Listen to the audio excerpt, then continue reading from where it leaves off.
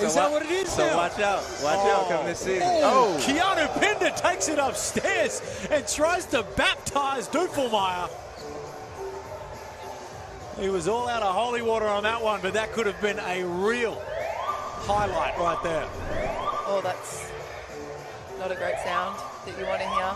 And aptly, I've made a religious reference and they've set the fire alarm off. That's usually what happens right now. If you can hear that in the background, that is the fire alarm going off. Now, Bryce, of course, the citizenship stuff for you, is that still, and whack me in the face if you don't really want to talk about it, but is that still in the pipeline? Is that still being worked on?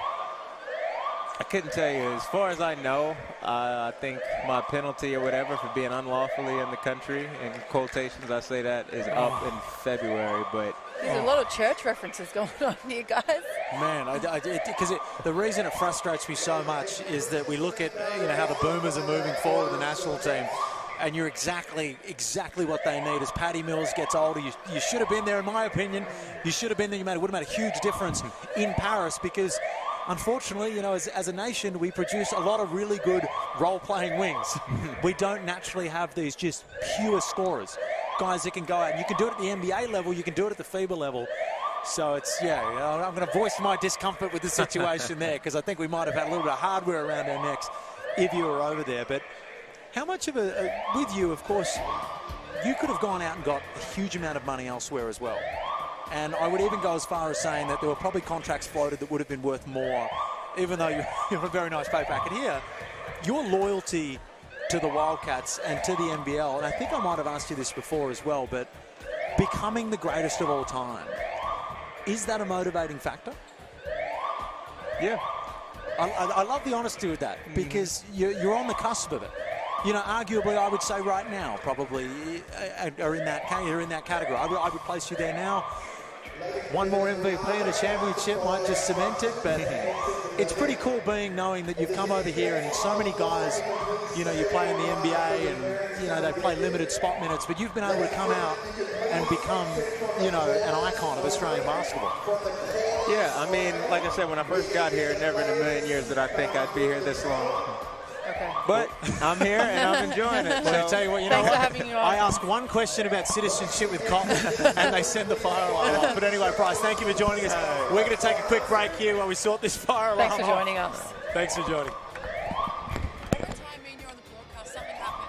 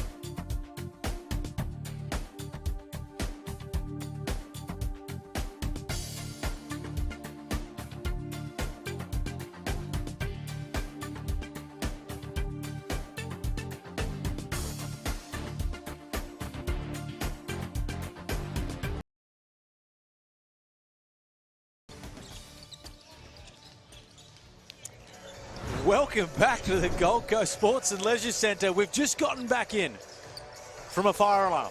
As the last time we commentated together, Alice Kunak, was air conditioning gate in Cairns, and it was a Taipans game again where the air conditioning broke. We had an extra hour that we had to fill on air. Now, luckily, we're only 4 minutes away from action returning here. Apparently, to give you some context, it was steam in the kitchen somewhere. I wonder what they were cooking out there, but I'm glad that no one had to listen to us for 1 hour again. But, it's been a great game of basketball. We were lucky to be joined by Bryce Cotton, and we're just excited that, the Gold Coast fans and all the NBL fans will still get some more basketball, give the people what they want. You know where they don't overcook things? Yeah. Hungry Jack's. You won't have any issue with that when you go to Hungry Jack's. They cook those things perfectly. Their chips are really good. Not that I eat fast food, but if I was to pick some, Hungry Jack's would be it. No, but of course we were lucky enough to be joined by Bryce Cotton there, so we missed a little bit of action going on with the Wildcats. They've brought it back a little bit, 40-49. The Taipans leading in this one. But how humble is Bryce Cotton? It's just ridiculous. to be as good as he is, and to still go through the things in year whatever it is, and he's still going through the grounding before the game. He's in the weight room doing his activation, all that sort of stuff. It's astounding, and you can really get a look into the window of just how the reason he's as good as he is. Yeah, you can, and he's obviously the ultimate professional, and you know, full credit to Bryce and what he does, and we said, you know, he does it day in and day out. He never takes a day off. You know, he said, I took 10 days off, but I was just itching to get back into the gym, and that just shows out there it's him putting in the work. You know, for all the future basketballers out there thinking it just comes by skill. Yes, there is a lot of skill, but it is a lot of hard work, and we can see Bryce Cotton, he just puts in that work day in and day out. He works on his craft. He practices those tough shots that we see